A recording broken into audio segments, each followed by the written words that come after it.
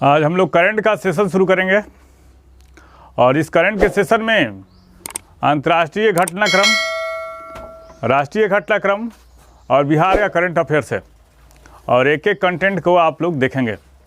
हमने कुछ लफ्ज़ लिखे हैं इन लहरों पर। दरिया अगर तुम्हारे शहर से गुजरे तो ज़रूर पढ़ लेना। हाल ही में चर्चा में रहा नॉर्ड स्ट्रीम 2 काफ़ी न्यूज ट्रेंड कर रहा है। हाल ही में चर्चा में रहा नॉर्ड स्ट्रीम 2 पाइपलाइन किन दो देशों के बीच में है? तो यह है रूस और जर्मनी। पूछ सकता है रूस और यूक्रेन तनाव के बीच। अभी रूस और यूक्रेन में काफ़ी तनाव है। रूस के राष्ट्रपति कौन हैं? Vladimir Putin. और रूस के विदेश मंत्री कौन हैं? Sergei Lavrov.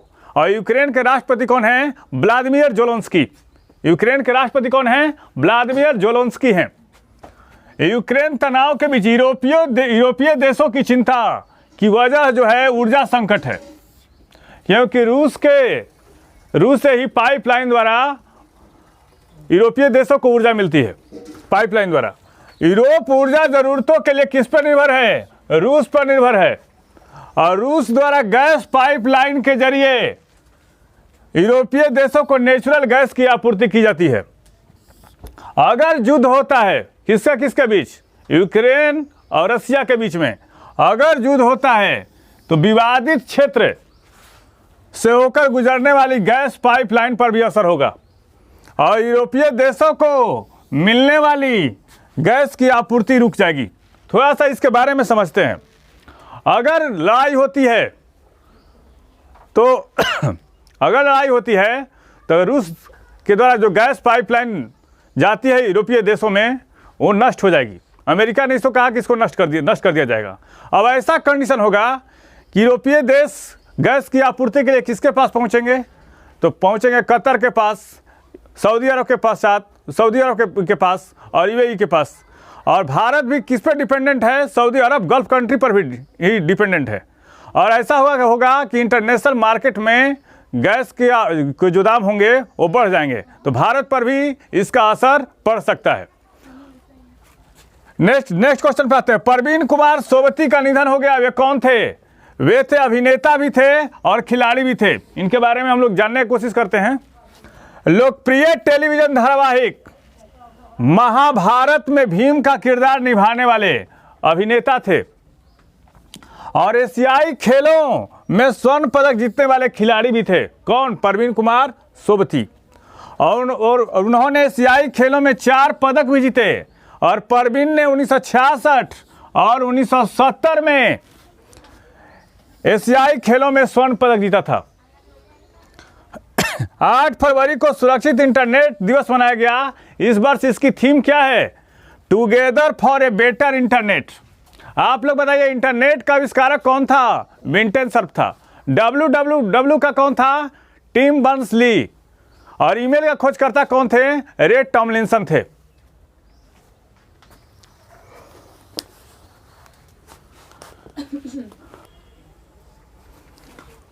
बिहार में महिला स्वाभिमान विशेष सशस्त्र विशेष बल का मुख्यालय कहाँ स्थापित किया जाएगा? तो बगहा, वाल्मीकि नगर, पश्चिमी चंपारण में। और बिहार का सबसे अधिक क्षेत्रफल वाला जिला कौन है? पश्चिमी चंपारण है। और इसके निर्माण के लिए 72 करोड़ 82 लाख की राशि आवंटित किया गया है। एक नया फोर्स बना रहा है बिहार सरकार। और बिहार राज्य के अंतर्गत अधिसूचित जनजाति समुदाय की महिलाओं की कार्यकुशलता, परिश्रम और उनके सामाजिक उत्थान, अनुसूचित जनजाति समुदाय की महिलाओं के सशक्तिकरण को लेकर सुरक्षित माहौल आदि मकसद से इस बटालियन का गठन किया गया है। ये बीपीएससी में पूछ सकता है, बिहार से संबंधित एग्जाम में पूछ सकता है। लोक सेवा अधिकार अधिनियम के तहत जनहित के कार्य करने के लिए बिहार का कौन सा जिला शीर्ष पे है? तो पहले स्थान पे कौन सा जिला है? पटना। दूसरे स्थान पे कौन है? समस्तीपुर। और तीसरे स्थान में कौन है? खगड़िया है। अब बिहार के परिप्रेक्ष्य में हम लोग देख लेते हैं। तो बिहार प्रादेशिक सम्मेलन का प्रथम अधिवेशन कहाँ हुआ था? 1908 पटना में हुआ था। और मुंगेर में 1930 में नमक सत्याग्रह का नेतृत्व किसने किया था? तो श्री कृष्ण सिंह ने किया था।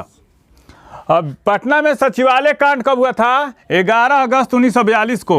अब बिहार में सर्वाधिक कौन सी मिट्टी पाई जाती है? तो जलोढ़ मिट्टी पाई जाती है।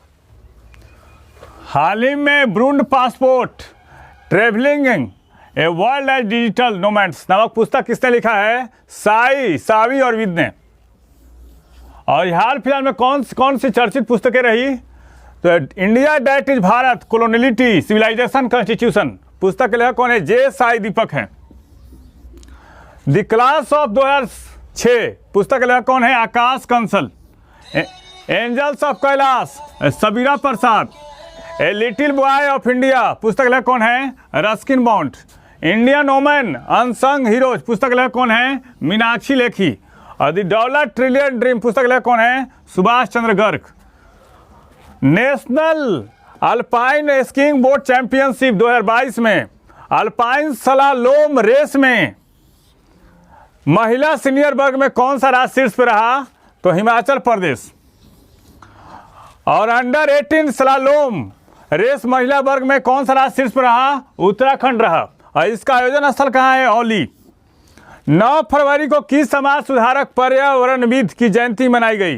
बाबा आमटे की। और इनका पूरा नाम क्या है? मुरलीधर देवदास। 1946 ईस्वी में कुष्ठ रोगियों के लिए आनंद वन की स्थापना की थी। जन्म इनका हुआ था 26 दिसंबर 1914 को। Ramon Magsaysay award Padma Vibhushan 1988 में, 1993 में गांधी शांति पुरस्कार और यूएन मानवाधिकार पुरस्कार से नवाजा गया था इनको। विक्रम साराभाई अंतरिक्ष केंद्र के नए निदेशक कौन बने हैं? डॉक्टर उन्नी कृष्णन नैयर। और इसका स्थान लेंगे?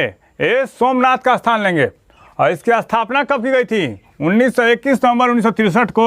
और मुख्यालय कहाँ है? त्रिवेंद्रम में। ये बताइए स्पेस एप्लीकेशन सेंटर कहाँ है? ये स्पेस एप्लीकेशन सेंटर अहमदाबाद में है। मास्टर कंट्रोल फैसिलिटी कहाँ है? ये हासन कर्नाटक में है। और सौर वेधशाला कहाँ है? उदयपुर में है। और सतीश धवन अंतरिक्ष केंद्र कहाँ है? हरिकोटा में है। और हाल फिलहाल में कौन सी नई नियुक्तियां हुई हैं? तो एनसीईआरटी के अध्यक्ष कौन बने हैं? दिनेश प्रसाद सकलानी। लेखा महानियंत्रक कौन बनी है? सोनाली सिंह। और ओएनजीसी की अध्यक्षा कौन बनी है? अलका उपाध्याय। और उप सेना अध्यक्ष कौन बने हैं? मनोज पांडे। और यूजीसी का अध्यक्ष कौन बने हैं? विश्वविद्यालय अनुदान आयोग का एम जगदीश कुमार। और जेएनयू की पहली महिला कुलपति कौन बनी है? धूलिपदी पंडित बनी है। भारत में संग्रहालयों के पुनः कल्पना पर पहला वैश्विक शिखर सम्मेलन किसके द्वारा आयोजित किया जाएगा? तो संस्कृति मंत्रालय के द्वारा। और इसका आयोजन कब किया जाएगा? 15 से 16 फरवरी 2022 के बीच में। यह सम्मेलन भारत और पूरे विश्व में संग्रहालय के विकास और प्रबंधन के क्षेत्र में अग्रणी दिग्गज क्षेत्रों में विशेषज्ञों और इसमें काम करने वालों को एक साथ लाया जाएगा, एक प्लेटफॉर्म पर लाया जाएगा। इस चैनल के माध्यम से सही विषयों का तथ्यपरक विश्लेषण किया जा रहा है। आप इस चैनल से जुड़िए, लाइक कीजिए, सब्सक्राइब कीजिए। और कुछ ही दिनों में बिहार एसआई और बीपीएससी के लिए 10 क्वेश्चन का डिस्कशन चलेगा। और टेलीग्राम चैनल का लिंक दिया हुआ है, आप उससे जुड़िए। Thank you.